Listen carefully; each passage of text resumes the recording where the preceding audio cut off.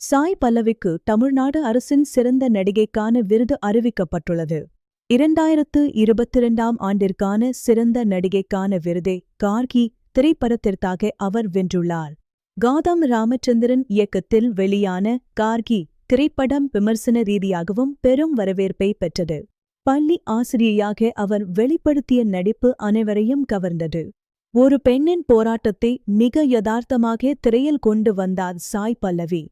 சிறந்த நடிகை மட்டுமல்லாமல் சிறந்த திரைப்படத்திற்கான முதல் பரிசையும் கார்கி வென்றுள்ளது. இயக்குனர் கௌதம் ராமச்சந்திரனும் சிறந்த இயக்குனருக்கான விருதை பெற்றுள்ளார்.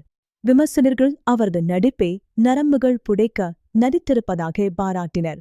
பிரேமம் மலர் டீச்சராக அறிமுகமான சாய் பல்லவி தென்னிந்திய சினிமாவின் முக்கிய நடிகையாக உயர்ந்துள்ளார். தெலுங்கில் பிடா படத்திற்காகவும் சிறந்த நடிகைக்கான பிலிம்பேர் விருதை அவர் வென்றார். தமிழ்நாடு அரசின் திரைப்பட விருதுகள் 1967 முதல் வழங்கப்பட்டு வருகின்றன. சில இடைவெளிகளுக்குப் பிறகு 2016 முதல் 2022 வரையிலான விருதுகள் தற்போது அறிவிக்கப்பட்டுள்ளன. கலைத்திறன் மற்றும் உணர்வுபூர்வமான நடிப்பின் அடிப்படையில் வெற்றியாளர்கள் தேர்வு செய்யப்படுகிறார்கள். ஏற்கனவே கார்கி படத்துக்காக பிலிம்பேர் விருதையும் சாய் பல்லவி வென்றுள்ளார் என்பது குறிப்பிடத்தக்கது. தேசிய விருதை அவர் தவறவிட்டது ரசிகர்களிடையே வருத்தத்தை ஏற்படுத்தியிருந்தது. ஆனால் இப்போது மாநில அரசின் இந்த அங்கீகாரம் ரசிகர்களுக்கு மகிழ்ச்சியை அளித்துள்ளது.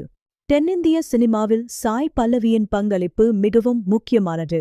2020-இல் ஃபோர்ப்ஸ் இதழின் 30 பட்டியலிலும் அவர் இடம்பெற்றார். 2021-இல் கலைமாமணி விருதையும் அவர் பெற்றுள்ளார். கதாபாத்திரங்களுக்காக அவர் காட்டும் அர்ப்பணிப்பு தனித்துவமானது. தொடர்ந்து பல முக்கிய திரைப்படங்களில் அவர் நடித்து வருகிறார். கார்கி படத்திற்காக கிடைத்த இந்த விருது அவரது திரைப்பயணத்தில் மற்றுமொரு மைல்கல். நன்றி.